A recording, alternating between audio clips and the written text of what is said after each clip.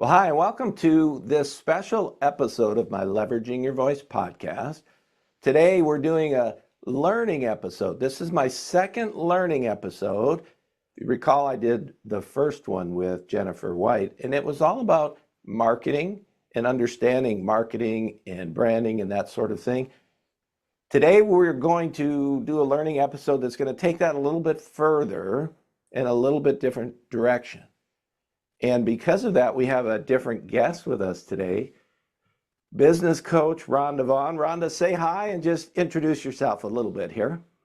Hello, thanks for having me on here. I'm really excited to do this. I know when we talked about it, it was something that I love coaching on and helping my clients with. My past, I'm actually a chiropractor for 20 years this October.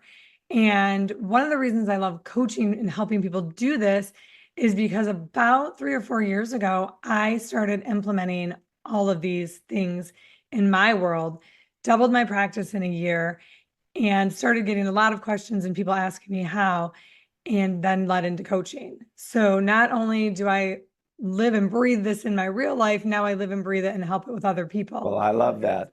That's awesome. And we put together this little document. It's our reference document for today's session. And I'm going to look at it a little bit as we go here. But what I want you guys to know as you're watching is in the post that you're watching this video through, or in the comments section somewhere, there's a link where you can download this reference guide. And I want to tell you that because I don't want you to sit there and say, boy, I got to take notes on everything they say, because it's all here. So what our goal here today is to talk through some of the information in the reference guide so you get a verbal conversation that you can then connect with what you have here. So you can listen and then download it, or you can hit pause, download this document and have it with you as we talk through it. Today, our subject is branding, marketing, and sales. So we're going to talk a little bit about branding, a little bit about marketing, and a little bit about sales. Each is individual domains, and then we're going to talk as well, and probably mixed in as we talk about each one individually, we'll add to that how they interact with each other.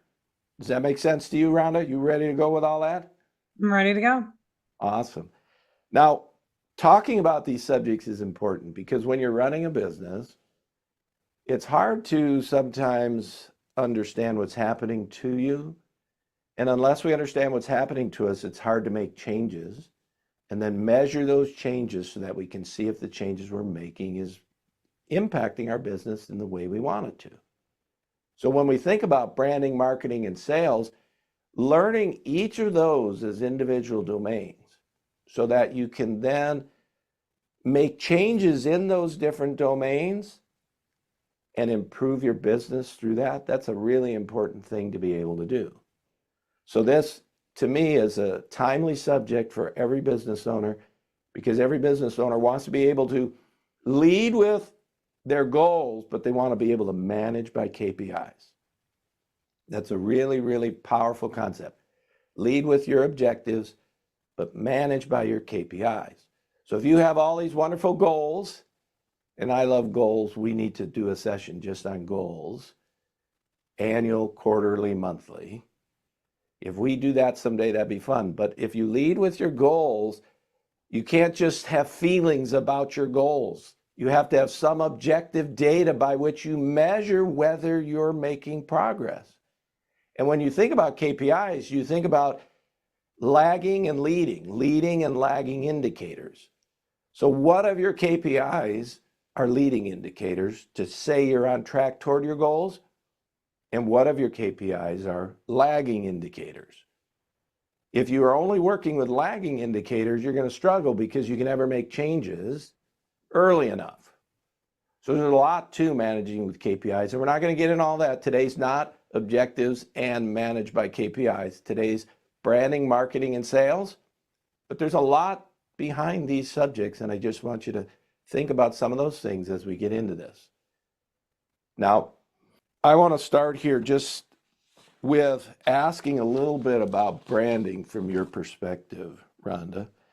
Branding metrics, more about perception and recognition than direct conversions. focusing on how well your brand is recognized and valued by your target audience. Now, if you pull this document down, we've listed some metrics around brand awareness, brand equity, brand sentiment, share of voice, brand loyalty. These are not all the metrics you could ever see in branding, but it's a good start. So when you think about branding in your business and when you're coaching people, where do you start in that subject? How do you see branding, and what do you think about branding when you're working? One of the places I really like to start is the brand awareness. And it's as simple as putting it out there to the world. What are the three things you think about? 3 words that describe me when you think about me. And I think it's very eye-opening for my clients, because what you think you're putting out there might not be the message people are seeing. Give us an example of something like that. Example of something like that. Either working or not working. Somebody sends out a questionnaire and they get answers that surprise them. That's what I mean. Exactly. Yeah. If you get something that you're trying to put you're trying to express that you're a family-oriented business, and, they start to come back with very business-like answers. That would be one example, I think. Yeah, talk about your office, because your office, you have a brand in your office that isn't meant to be businessy. No, yes. And how do you know if it's working? So now you're going from brand awareness to a little bit more of the brand equity. And one of the things that I've done, and I've also had clients do, is actually survey your current ideal clients and actually sit them down, ask them questions about everything in your business. If you're a brick and mortar, I think there's going to be a few more questions, even to how it smells, how it looks, your experience walking in the door. And if you're online or more of a virtual-based business, it can be all your interactions, the step-by-steps, how they got there, what their experience was from the beginning to the end, and seeing how they felt about it, not just their outcome with it. So going back to my office, one of the things that I did after surveying my patients was I changed the front office, because it is a very family-oriented business. So my waiting room almost looks more like a living room than it does a doctor's office. That's awesome.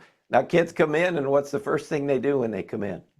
When kids come into my office, and I warn new staff about this, especially in the winter, they take their shoes off. Like at the front door, they will, and we don't ask them to, just so you know. I think it's just innately in them, because it's that warm, family, comforting feeling. And that really, really speaks to my brand in my practice. Now, with all the people that you coach, all the different businesses, do you force that brand on them? How do you find their own brand? So I think this is really important when you're talking about hiring a coach and talking to a coach. I am not a cookie cutter coach. You and I talk about this a lot. We have a lot of ideas, but I don't have one set way, because who I am and my brand, even if you're a chiropractor, I coach a lot. Actually, I coach more not chiropractors than I coach chiropractors. But no matter what your business is, I don't think there's a cookie cutter way. And you need to really work with your coach to be authentic in who you are as a person and who your business is. Yeah, I love that. And it gets to one of the things that I always talk about. I haven't introduced myself. I'm Coach Paul with PR Vocal Coaching, and I help professionals, whether in the corporate world or in the entrepreneurial area, speak with confidence. And one of my programs is, hey, we're going to help you speak with confidence in just 8 weeks. And one of the teachings that we have in there is about acting versus performing. Because I never want to teach people how to act when they're speaking. Because acting, it's not a bad thing, but acting is like doing something that is reflecting someone else's emotions. Like the character you're playing. What emotions would they have in this situation? And then you act those out. But as business owners and business people, we don't want to be acting. We want to be performing. And performance is where we share the emotions inside of us with our audience. And when we can perform, meaning we can share the emotions inside of us with our audience, in your instance, can you share the emotions inside of you with your patients when they walk in the door by the environment that they see? See, if that's not you, it doesn't work, because they would get in the door, take their shoes off, and then they'd come into the office and see you, and you wouldn't be like that. And there'd be a disconnect. So the other aspect of that is if you create that environment and then you are acting all day because that isn't you, you're going to be worn out every single day and not enjoy your life at all. So this whole concept of acting versus performance, it's really connected to that brand. And in brand, we have personal brand and corporate brand. Just talk a little bit about the difference between personal and corporate brand.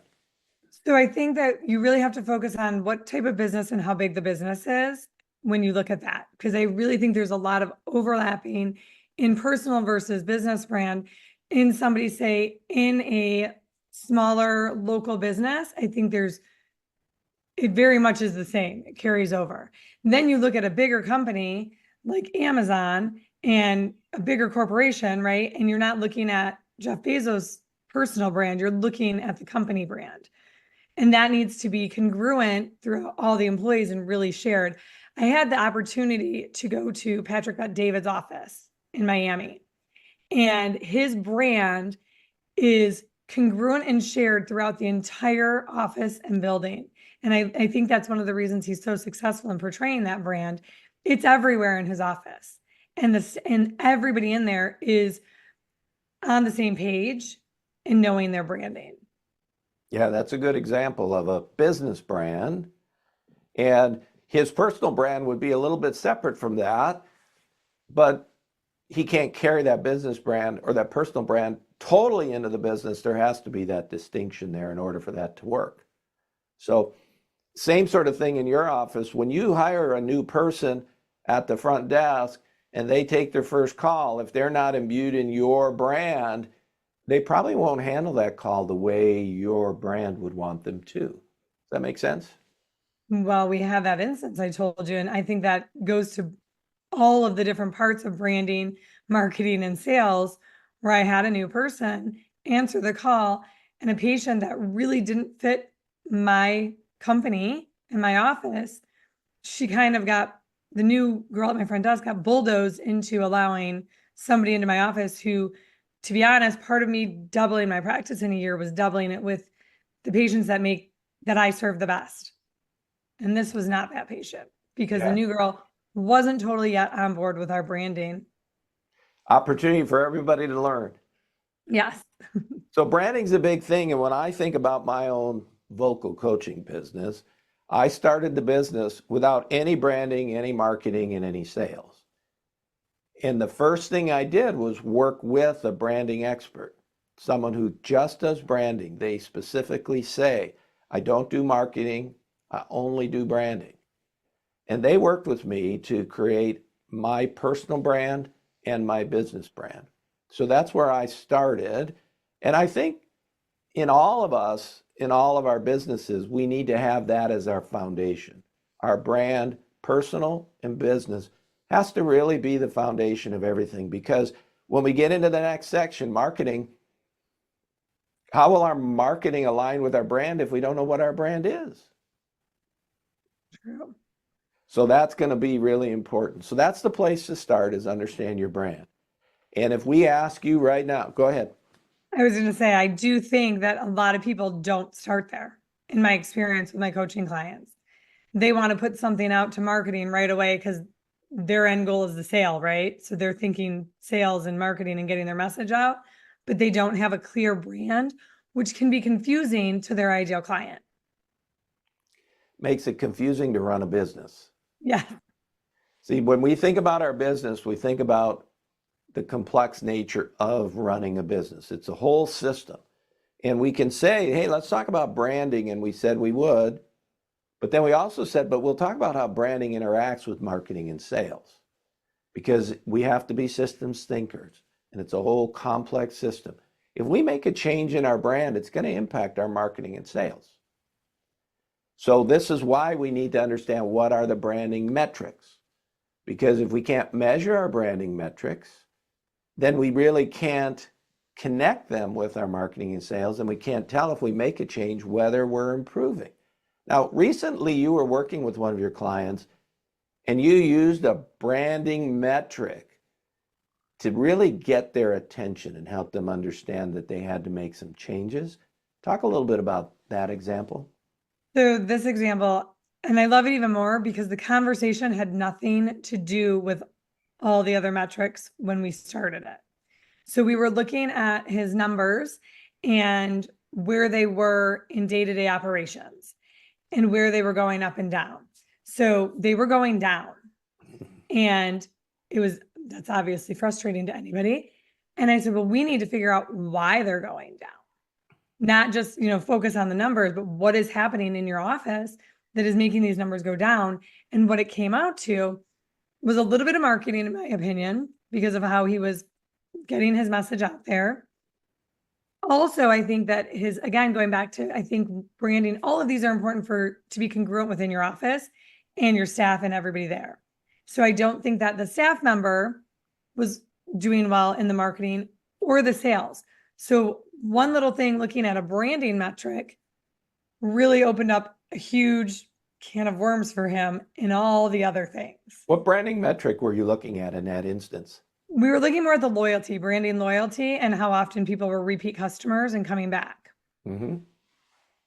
We have that one on our chart. Branding loyalty metric is repeat purchase rate, which is how often are they coming back? And he was struggling there. So that's not like a marketing, I'm not getting enough people in. He was. But he wasn't building with his business an environment where people not only came in once, but then said, hey, I want to come in over and over and over. And that's a great example. Go ahead. But the interesting part about it was his staff. Mm-hmm. Because when we looked back, it's a newer business. And when we looked back at his numbers without staff, and when he was doing it, it was growing, and there wasn't that leak in that bucket. That's a great observation. It goes back to what you said about the gentleman that you visited in Miami, where yes, his brand was built throughout every single person and in every single place within that whole building.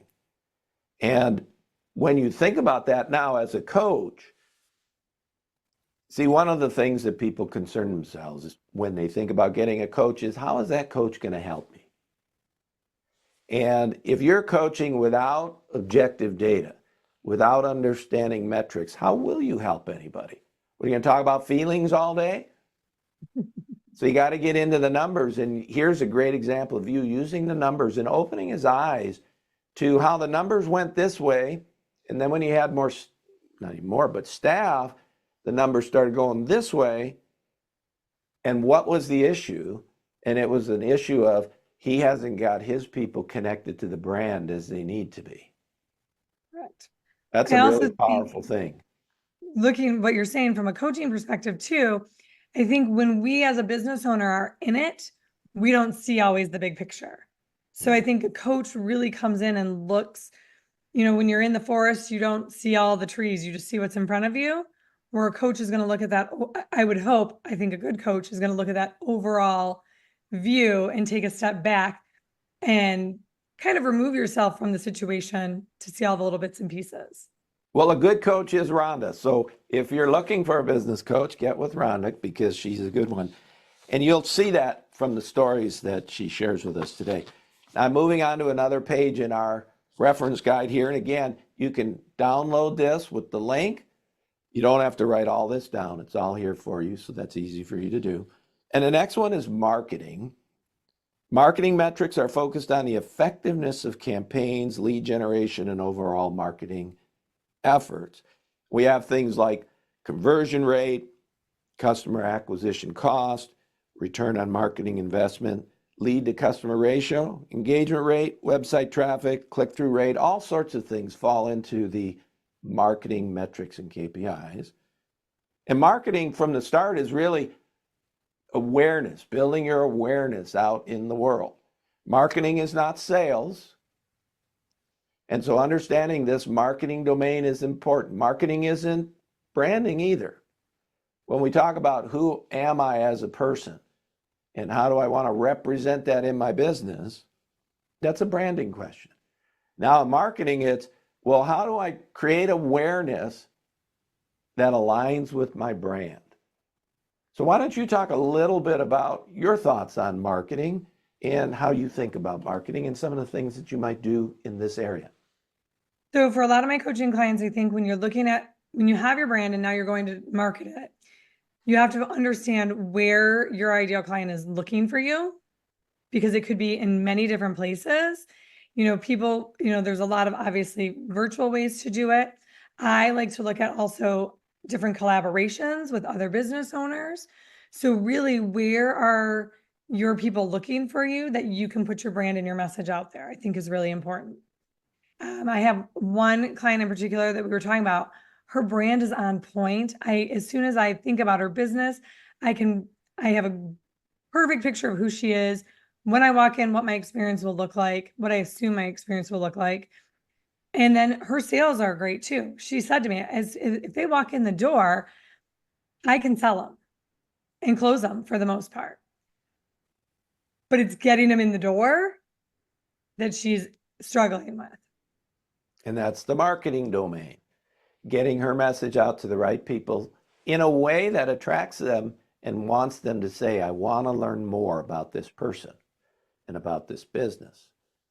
Now, in marketing, there are a variety of self-promotion strategies. Talk through some of the different ways that people can get their message out there. So I think obviously the biggest thing that I see in most businesses is online. The first thing anybody's going to do is Google you. So where are you showing up in Google? And depending on where your ideal client is, that could be, I don't have any clients here, but that could be as TikTok to LinkedIn, right? And your website. You have to have some kind of good website. Another way I think to get your message out there is to be out in the community, to be speaking to other people, if speaking is your thing and you're working with Paul, speaking is probably your thing somewhere, you have to be able to speak out in the community and be known to the people around you. If you're a virtual, like Paul is, doing something like this, doing a podcast, getting your message out there. And so people hear you, see you, whether virtually or in person, and know who you are. Yeah, there's so many ways to promote your business. And as you mentioned, there's the whole web concept, and there is speaking, there's writing, there are other types of things that we can do, as you mentioned, podcasting and different things like that. People make lots of little videos and all those sorts of things. Now, when you're working with clients, do you have them just jump into all of that and say, hey, let's go market? Because it would seem like that'd be overwhelming. But what's your thoughts on how you might help folks with that?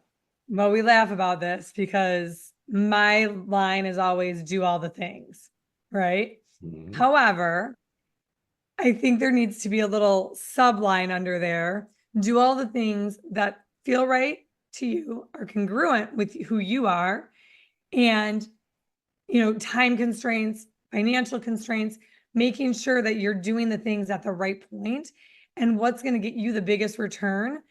And I think part of that is also being authentic, right?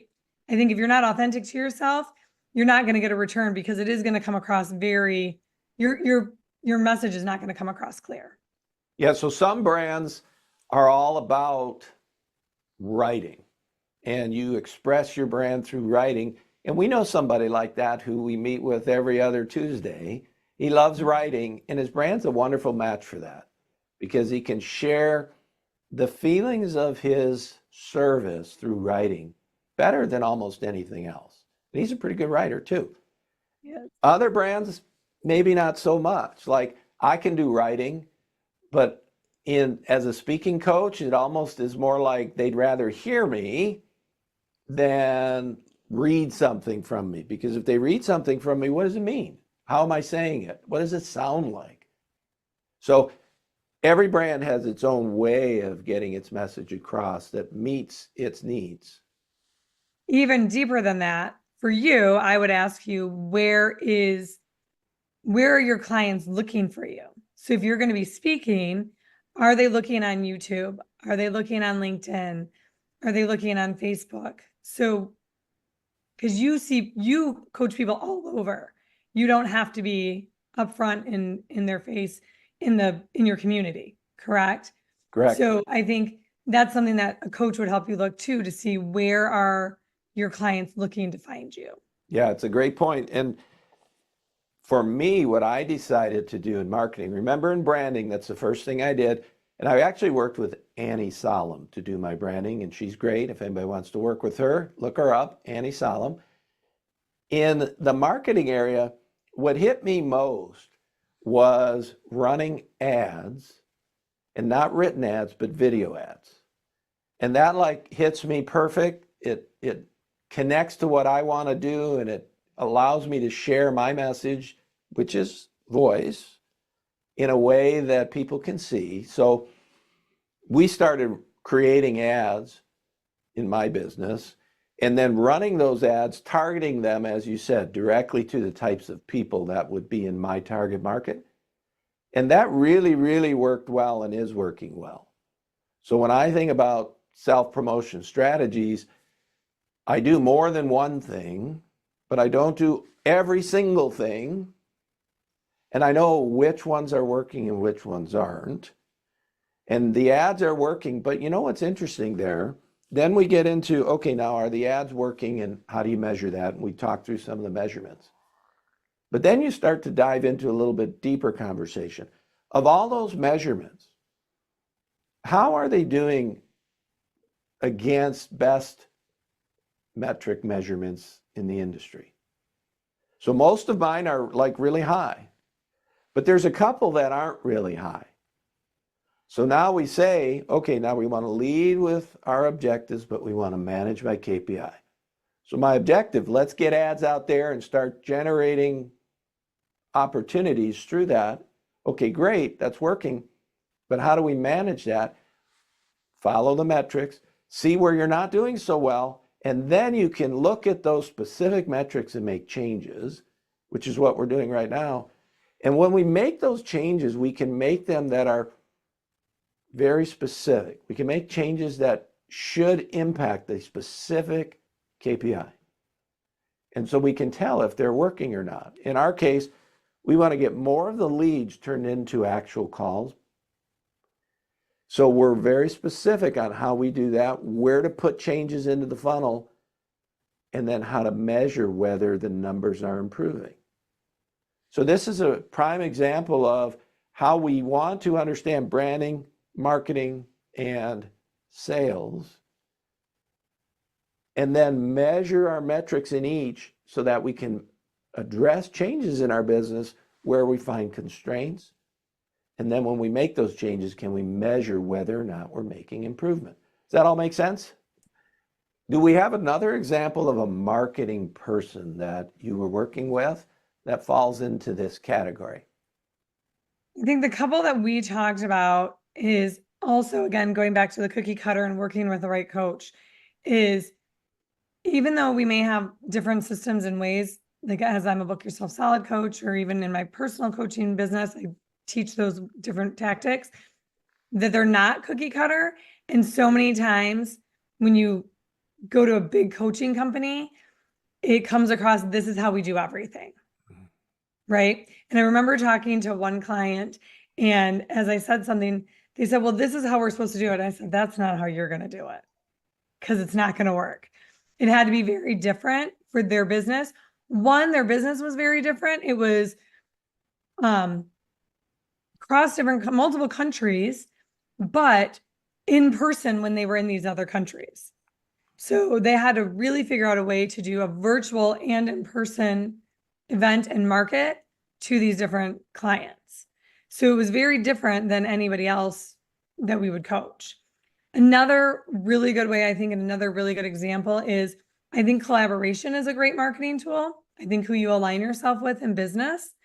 And I coach a lot on that, because especially I think local businesses do better with this, but I even do think virtual businesses do well with this. And making sure that you all have the same market that you're messaging to. I remember having different clients and they were all forming this collaboration. And I said, well, tell me who you're marketing to. none of them have the same market. None of them wanted to market to the same people. I said, this isn't going to work. So I think those are a couple of really important key factors if you're looking at other ways to market, not just virtually or online. That's awesome. Those are good examples too. And it's funny, again, being data-driven is really, really important in order for us to successfully run our business and not just run around chaotically making this change and that change and never knowing what it means, but being very specific. What kind of changes can we make and how can we measure what impact those changes have? So that's branding and marketing. And let's talk now, pulling up the next page here, let's talk now about sales. Sales metrics are directly tied to revenue generation and the efficiency of the sales process. Some different types of metrics here. This isn't all of them. It's a good start. Sales growth, sales target achievement, customer lifetime value, sales conversion rate, average deal size, sales cycle length, quota attainment. All these types of different metrics fall into sales. Now, starting again here with my story, I told you about my branding, told you then we got into marketing. Now, let me tell you what happens when I got into the sales part. So we started marketing through these ads. And prior to that, my marketing was really just referral based. And I was just getting the business going through referral based. But I had to reach a bigger market, so we got into the advertising. And that was working. That was driving people to calls. Well, now when I get on a call with someone, that now isn't branding, it isn't marketing. Those things show up in the call and the sales have to be aligned with that. But now I'm into the sales domain.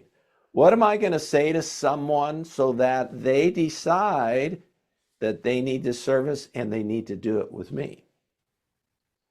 Now, sales to me is a huge domain, because if we do everything right in branding and marketing, but then we don't know how to sell what we're selling, then we're failing all these people that need us.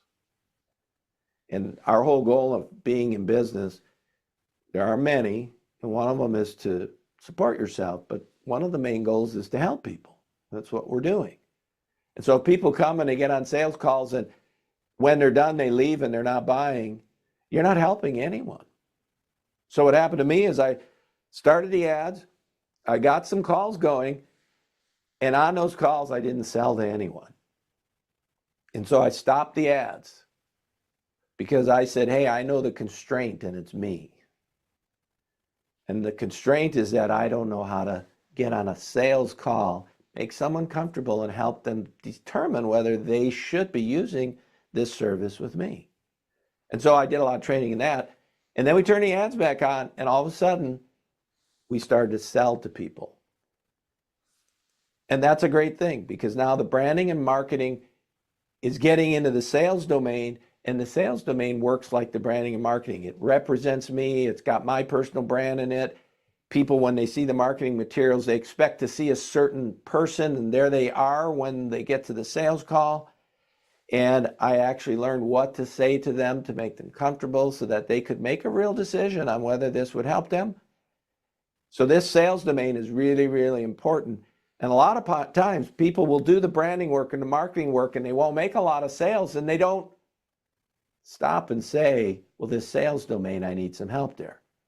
So talk to us a little bit from your perspective about this sales domain, some of the thoughts you have on it, and some things you've done in working with folks in this area. So many things were going through my head as you were talking about that. So I think first thing that I was thinking about, and what I'm seeing in a lot of my clients, is they have the marketing down and then they don't have that nurturing. Once, like you said, once they get the leads, they're not either nurturing them, and sometimes they're not even getting to the phone call, right? You said you got to the phone call. They're not even nurturing their marketing, their leads correctly to even get to the phone call. So I don't know that, I feel like that's kind of like that in between marketing and sales, and making sure you have a nurturing process for them to get to know you. I think the other thing is, and we missed talking about this, and we talked about it a little bit before, is making sure you have the right offers and different offers. And again, that goes back to marketing and leads into your sales call. So those were I probably think the biggest things. And again, and this is the overlap. I really think there's so much overlap because the sale, I think, also can depend on the timing of the person calling, right? I had that story about somebody saying, well, I don't need a chiropractor. And I said, you don't need one yet. But when you do, you're going to think about me. And I knew that because it wasn't the time for them to buy my service. But I still nurtured that lead and knew that we were going to have that relationship. So I think too, one of the last thing that went through my head as we talked about this is really making sure, and I love this because it's the do all the things in the overall view, knowing like you did, you picked up your marketing was working. It was your sales. So often we talked about people go back to the marketing department.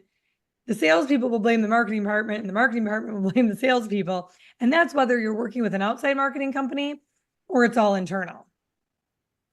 So I like that you notice your bottleneck. And I think a lot of people miss that.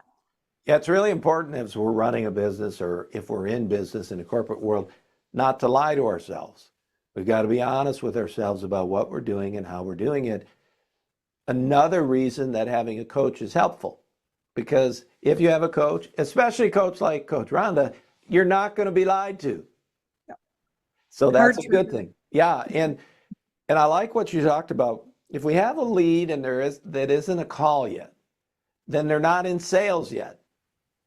So what kind of nurturing are we doing in marketing to get them over to sales? This is a metric that we can measure. How many of these leads turn into sales opportunities? And if that metric matches best practice out in the world, then you're doing good. And we know what those metrics are. But if it's not, then what changes can you make? And as you said, you find a lot of businesses that aren't nurturing those leads. So that metric, lead to sales opportunity, is low. And so if you go out and market more, that's not the best use of your money. It would be better to take the leads you're creating and start to nurture them in a way that would take them and turn more of them into sales opportunities. So being very precise in how we understand brand, marketing, and sales is important. I also like that concept of, hey, you were in a sales conversation with the person in your chiropractic business, but you understood, okay, this isn't the time for them to be in a sales conversation. So you move them back into that nurturing in the marketing side. Mm-hmm. Now, some people will say, no, I'm going to sell to that person until they either buy or they hate me. Well, we don't want that. That's a bad understanding of the sales domain. One of the things they say about the sales domain is, if you're desperate for that sale, you'll never sell anything. So in sales, we have to be of a certain mindset that allows us to bring people in and let people be. So it takes a lot of work to do that. So sales is, I love branding pieces, I love marketing pieces, I love the sales pieces, and they're all so important. And we go back to one of those stories you said, hey, somebody was selling, they were marketing well, they were selling well, they were coming in, but they didn't keep them. Right. Take you back to the branding issue, which is a great demonstration about how these really interconnect. So a lot of overlap. What's that? A lot of overlap. Even as we were discussing all of this, figuring out, I mean, we know where all the pieces go, and I know as a coach where they go, but then that overlap and how one affects the other is also important too. Yeah, it is. And one of the things that as a coach you do now, in our reference document that you can download, we also talk about defining the lines of demarcation between marketing and sales. So that's all in here, and you can look at that. And in our conversation, we've talked about a lot of those things. We also talk about what marketing looks like in a virtual online digital world. So you can see all of that in this document as well. I want to go back to offers and pricing again. You just touched on it. Talk a little bit more about that, because if I'm in sales and I'm not making any sales, it might be a sales problem, or it might be an offer and pricing problem. So talk a little bit about that. That's very, very, very important. I think that a lot of businesses don't have different offers and options. So we as the business owner are, like you said, and if you're desperate to make the sale, we're thinking about what we have to offer and we want to give them what we think they need. But I think as a business owner, having offers set up and options so they can buy where they're at. And it also goes to, one, you have a sale. Two, you're going to continue to nurture that for continued work later on if they're not to the point that we want them to be at. Yeah, so that's good. So having multiple offers, and we talk about those in different levels too. Talk a little bit about the levels of offers that we should be thinking about. Well, if you're going back to marketing, I'd say, there's a free offer, and that is something that I coach heavily on, the always have something to invite people to, or also known as the #tiptoe. And that really, it's free and it's just a place for people to get to know me so that they may not even be looking for my service at the time, but when they are, I'm automatically in their head because they know me now. They know, like, and trust me. Then we have to have smaller offers along the way. Again, sometimes depending on what kind of client you're working with, where they are financially, just like I'm going to work with you in your business where you are financially, they have different financial constraints and maybe even time constraints that they don't have the time to put this much effort into this product that you're selling. So always having different levels of engagement and offers and opportunities for them to work with you. And sometimes those lower level opportunities are going to lead to the bigger ones. Now, does every customer, every prospect that turns into a customer have to come in at the same place and start at the free offer and then go to the, inexpensive offer and work their way up a ladder? Or is that not how it works? No, you want to make sure that you have an opportunity for anybody to jump in anywhere in that sales cycle. So just like you said, and I think it's a really good example, is in the beginning, you worked mainly off of referrals. So referrals aren't somebody that you really need to, they're automatically going to trust you because whoever referred them to you. Yeah, I didn't need a lot of sales skills to bring them in. No, somebody already told them how good you were. So you didn't need to convince them. Somebody so already come right in at the highest offer. Yes. Somebody already put their trust in you, told them how good you were, and they did the sales for you. So they walked right in at that high offer, like you said. Now, somebody who is a cold lead who doesn't have a referral and they're seeing the videos that you put out and it just kind of gets them thinking, maybe they didn't even know they were looking for you. And then they thought, wow, that kind of makes sense. That could help my business, or that could help me in this part of my life. So that lead may take a little bit more nurturing and come in at a different part of your sales cycle. Yeah, it's a great commentary. Now, talk a little bit about your services so that you can demonstrate some of these levels of offers, because I know you have an opportunity for people to talk to you at a very simple level, and then you can talk about other levels too. But just give an example of those different offers using your own coaching business.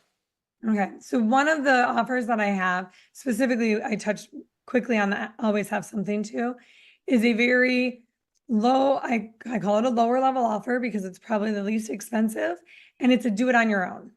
So I have a video made, you follow along and you do the work. What tends to happen on a lot of people is they have questions after they do this. So the next offer would be just jumping on an intensive 90-minute call, one-on-one call with me. And that can come in at anywhere. It doesn't have to be the always have something to related to. It can be anywhere on your business that you want 90 minutes, one-on-one, deep dive with me, looking at what you want to work on in your business.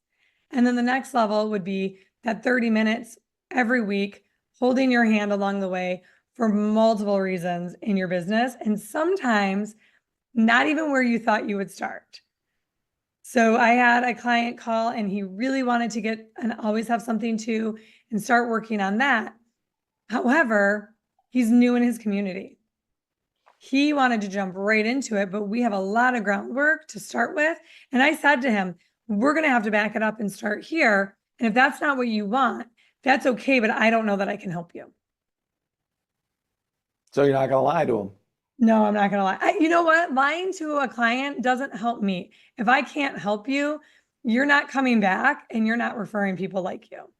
Yeah, you got to, that gets into, now all of that gets into the branding, the marketing, and the sales, the whole thing, and tying it all together. And I love how you describe the things you're doing. But not everybody comes in at the free level. A lot of people just say, hey, I want to come in and coach 30 minutes a week. And that's their entry level for working with you, correct? Mhm. Yes. Yeah. Yep. And I think it takes, that's what I did when I started getting coached, but that's my person. That's not true. I did a group coaching and I don't currently offer group coaching, but I think that, I knew immediately I would go to one-on-one. In my opinion, one-on-one, 30 minutes a week, you can get so far so fast if you're willing to do the work, because what I'm not going to do as your coach is the work for you. That makes sense. One of the things that we want to do today is talk about branding, marketing, and sales, each as a standalone domain, but also how they interact with each other. And the other thing we want to do is talk a little bit about how getting a coach can help you unwind those domains and how they're working together by getting you connected to objective data, metrics in each one. And I'm hoping that if you're watching this, you're getting a sense that these are 3 domains. They do stand alone. They also do interact. And hopefully from the stories you're hearing from Coach Rhonda, you're getting a sense of what a coach could do for you. Now, we're not saying you have to work with Coach Rhonda, because Coach Rhonda is for her ideal client, whoever that is. But if you have a coach, it's going to help. And it's going to drive you faster into where you want to go. And it helps you stop spinning your wheels. And so that's a really powerful thing. So all of this stuff, this offers and pricing, I think that's an important thing. And again, just to be clear, that's a marketing thing, offers and pricing. But if I'm over in sales and I'm selling and the offers aren't selling, I'm connected to marketing and I'm feeding back. Hey, marketing, these offers aren't selling. So it could be I have the wrong offerings, could be I have the wrong pricing, or it could be that I'm not nurturing that lead correctly or sufficiently so that when they get to the sales call, they're prepared. There's so many different things that could happen. Go ahead. I have one more could be. I do. I have one more could be. Yeah. You could be marketing to the wrong target. Perfect. Yeah, you could have people, it's a great point, because one of the things that happened, I mentioned in my story, I started running ads and people came, but they didn't buy. And one of the things I could have said is, well, these aren't my people. But they were. I mean, they were just absolutely, they were professionals, either corporate or entrepreneurial, who had one or more of my top 10 issues that I solved. And they were all looking for help. And so the biggest issue I had was I wasn't prepared to help them. They weren't the problem, I was. And so I had to get the training to make sure that I could help people who need the help and who want to do it. So just being honest with yourself when you're running a business is a big deal. Now, the other thing I want to say, branding, marketing, and sales, we say these are 3 pillars for success. But notice we don't say these are the 3 pillars or the 3 pillars, because there's other pillars. Operations and the systems that you have in place, HR, legal stuff. You have all kinds of systems in your business that you need to deal with. Branding, marketing, and sales are 3 of them. And that's what we're covering today. Now, Coach Rhonda, in your business coaching, do you cover all the other domains as well? Don't do legal. I would say consult with a lawyer, but I do a lot of operations. I think that is really important too. One of the biggest things that I think most of my clients don't like most about me is that handbook, is the day-to-day procedures, because I'm finding a lot of these smaller businesses that I work with don't have that. And it is time consuming, and they get a little frustrated with me, but I think it's very important because it leads into how you train new hires to know your branding, your marketing, and your sales process. See, if they have those things, then example you gave earlier where the person had brought in people, but they weren't immersed in the brand, and so their sales started to go down. This is a prime example of if they had the operations in place that you're talking about, that would have then infused that person with the brand up front.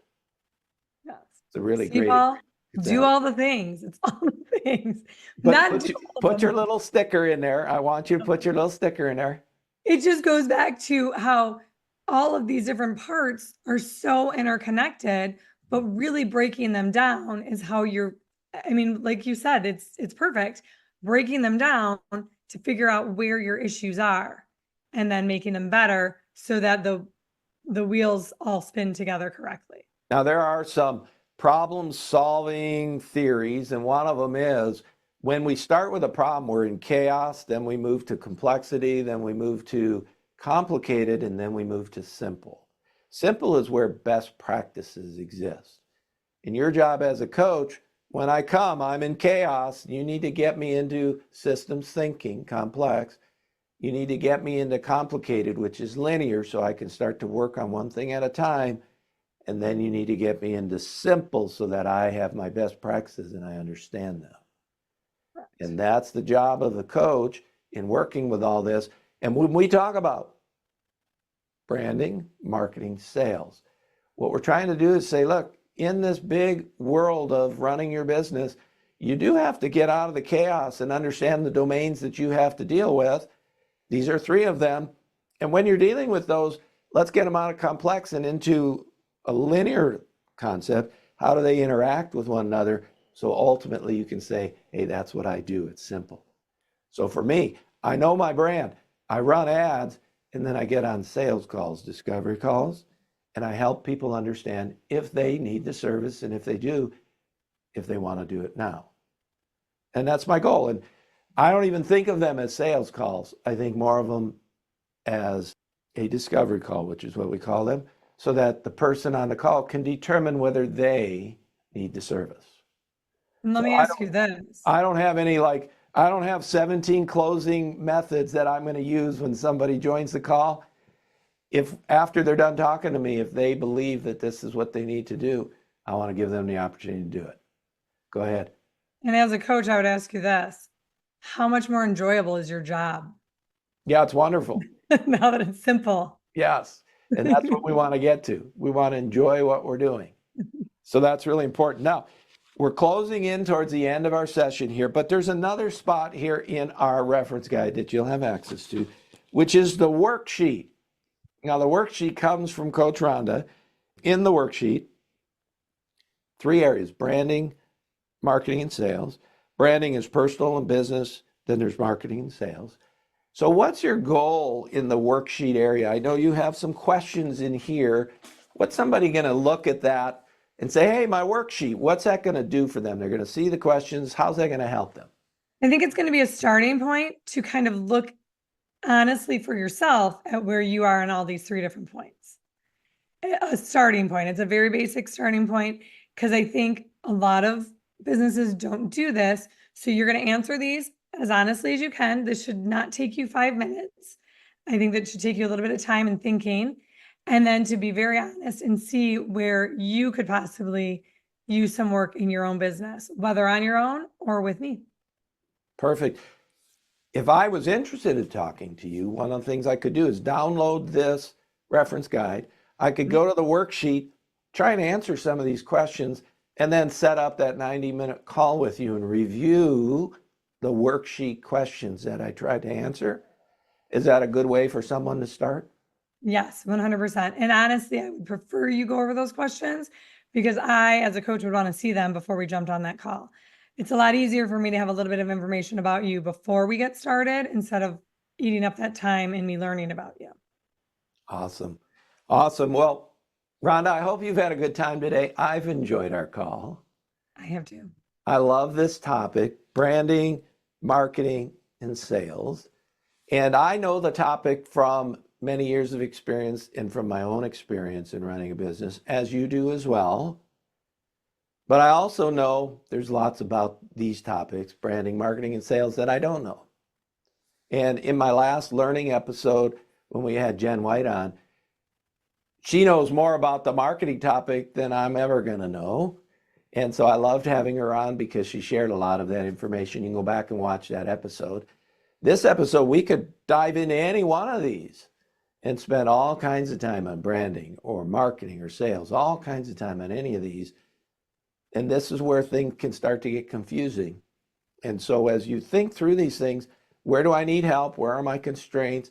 And how can I get down to small pieces that I can work on so that I can stay out of that chaos mode and get into that simple mode where I know what I'm doing? Rhonda, what do you want to say here to sort of bring us toward a close? What's some final thoughts that you have, and maybe some things that you hope people are able to take away from this session? I think one, to find out where their constraints are, to improve those, and then see as that improves, if growing, they have different constraints. Because that's the end goal, right? Well, that's a perfect comment, isn't it? Because once you figure out where your constraints are and then your business starts to move, guess what's going to happen?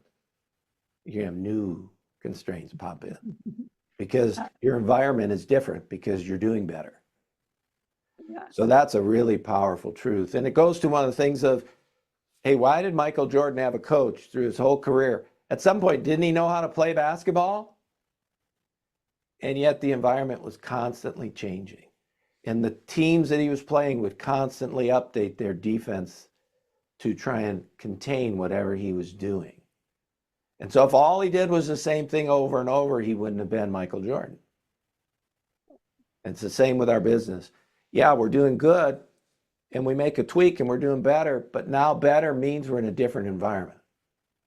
And so we're going to find different problems. And if we're not paying attention to that, we're going to get stuck and to just keep getting stuck, and we can't really get to where we want to go. It's a great point. Yeah. Great point.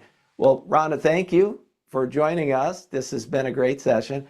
I know we did some work to get ready, so it wasn't free. It took a little effort to get ready, but you did a great job. Loved all. But it's fun. It was fun getting ready. Like, they didn't get to see all of our behind the scenes conversations about this. And I think even as a coach, I'm always learning, listening to your perspective. And we had a lot of really good conversation and dialogue just based on all the things that we talked about today. We did. And that was fun. And learning and learning and learning is the thing. So, folks, thank you for joining us. This is my second learning episode of my Leveraging Your Voice podcast. Rhonda, tell people again who you are and maybe your website or where they can find you most easily. A couple places to find me is you can find me at the Community Cultivator. You can find me at Book Yourself Solid website, and Instagram, it's rhondavaughn.coaching. Awesome. And we'll have the link for the reference guide in the comments or in the post, wherever it is with this video. So that'll be easy to get. And I am, again, Coach Paul Rakowitz. And my business is prvocalcoaching.com. As I told Sean the other day, it's prvocalcoaching.com. Make it happy. And if you are struggling with confidence in speaking, and remember, public speaking isn't just for being on stage. All speaking is public speaking. So if you're talking to even one other person, that's public speaking. So if you have any anxiety, nervousness, lack of confidence, whatever it might be in any of your speaking, one-on-one, presentations, sales, whatever it is, I can help. And to get help, go to prvocalcoaching.com, set up a discovery call, and we can chat. All right, Rhonda, last word, anything from you? I think that was great. No, I think you summed it up. I just liked the making sure you knew where you were going. Perfect. All right. Thank you for watching. Appreciate it as always. Stay tuned for future episodes. And until next time, is what I wanted to say. Until next time, be well.